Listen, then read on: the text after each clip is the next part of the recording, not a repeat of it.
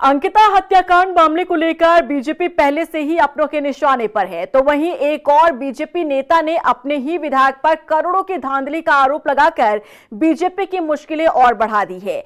एक के बाद एक बीजेपी से जुड़े ये मामले इस बात की तस्दीक करते हैं कि बीजेपी में ऑल इज वेल नहीं चल रहा है और 2027 से पहले बीजेपी बुरी तरह से फंसती दिख रही है। देखिए रिपोर्ट। अपनों के निशाने पर बीजेपी नेताओं की आपस में ठनी। बीजेपी नेता ने लगाया करोड़ों की धांधली का आरोप। 2027 से पहले पार्टी में बढ़ रही गुटबाजी। लगता है कि 2027 की राह बीजेपी खुद के लिए जितना आसान मानकर चल रही थी, उतनी आसान अब रह नहीं गई है। अंकिता भंडारी मामले को लेकर बीजेपी पहले से ही गुटों में बटी नजर आई। अपनों के ही निशाने पर पार्टी आ गई, तो वहीं अब बीजेपी के ही एक नेता ने अपनी पार्टी के विधायक पर करोड़ों की धांधली का आरोप लगाकर बीजेपी की मुश्किलें बढ़ा दी है। न सिर्फ बड़े नेता बल्कि छोटे नेता भी एक दूसरे के खिलाफ बोलते नजर आ रहे हैं। बता दें कि ताजा मामला विकास नगर पालिका में डाली गई सीवर लाइन से जुड़ा है, जिसे बिछाने के बाद ये शिकायत सामने आई कि सड़कें धंसने लगी है। सड़कों पर अपने आप गड्ढे बन रहे हैं और कई जगह तो बिछाए गए पाइप लीकेज हो रहे हैं और इस प्रोजेक्ट की कीमत 533 करोड़ रुपए है। इससे नाराज स्थानीय लोग अब इस परियोजना पर धांधली का आरोप लगा रहे हैं। स्थानीय लोगों के इन आरोपों को बीजेपी नेता रामशरण नौटियाल ने भी सही ठहराया है। उनका कहना है कि जिम्मेदार अधिकारियों और ठेकेदारों की मिलीभगत से कमीशन खोरी हुई है।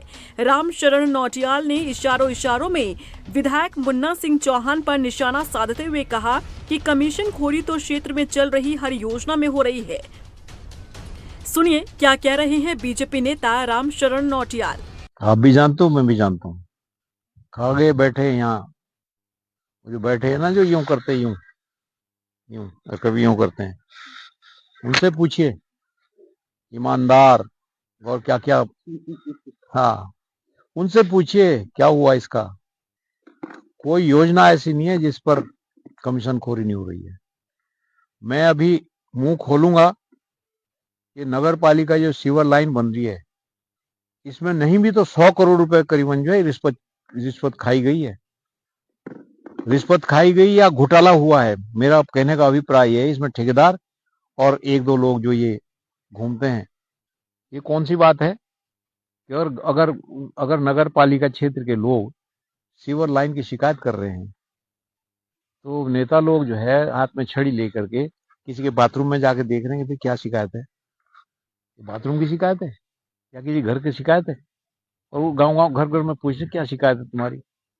अब सीवर लाइन में कितना घोटाला हुआ है, कितना पैसे का दुरुपयोग है, उसको जो उस लाइन को जो डाला गया है उसके मानक पता करिए। इन्होंने तो सीधा सड़क खोदी और उसमें पाइप दबा दिए। उसकी क्योरिंग होती है, उसके ऊपर अब गाड़ियां चलनी है, उसके ऊपर कुछ ना कुछ तो स्लैब वगैरह कुछ पड़ने चाहिए, उसमें मेटली का काम होना चाहिए, कुछ नहीं। बीजेपी नेता ने जब अपनों के खिलाफ आवाज उठाई तो बीजेपी के राज्यसभा सांसद नरेश बंसल बचाव में बोलते दिखे। उन्होंने कहा कि बिना तथ्य के कोई भी आरोप लगाना सही नहीं है। भारतीय जनता पार्टी की सरकार अपराध के प्रति और भ्रष्टाचार के प्रति जीरो टॉलरेंस की सरकार है।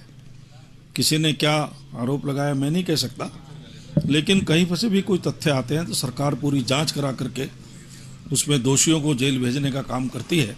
इसलिए किसी भी प्रकार के बिना तथ्यों के कोई आरोप नहीं लगाने चाहिए। कांग्रेस का कहना है कि जीरो टॉलरेंस का सिर्फ नारा दिया जा रहा है। इस नारे की आड़ में करोड़ों के घोटाले किए जा रहे हैं। देखिए, जीरो टॉलरेंस का तो नारा है, जीरो टॉलरेंस कहीं दूर दूर तक कहीं नजर नहीं आ रही है, और इस नारे की आड़ में जो करोड़ों के जो घोटाले हो रहे हैं, बस सिर्फ नारा दिया जा रहा है और नारे के अलावा कुछ नहीं है। अब नगर पालिका विकास नगर के अंदर अगर इन्हीं के नेता कह रहे हैं कि 100 करोड़ का घोटाला हो गया है, तो निश्चित तौर पर ये बहुत गंभीर मामला है।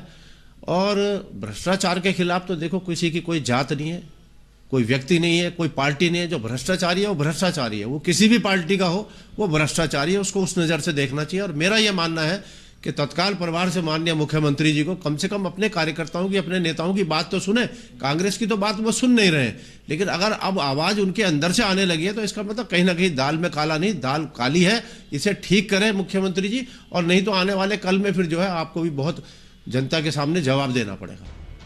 बीजेपी में गुटबाजी अपनी जगह है और मुद्दों को उठाना अपनी जगह। बीजेपी नेता रामशरण नौटियाल जो आरोप लगा रहे हैं, आखिर उसमें कितनी सच्चाई है, ये जांच का विषय है। लेकिन इस मुद्दे ने बीजेपी को और असहज कर दिया है, क्योंकि समय समय पर बीजेपी के अपने ही नेता अपनी सरकार पर सवाल खड़े करते नजर आ रहे हैं।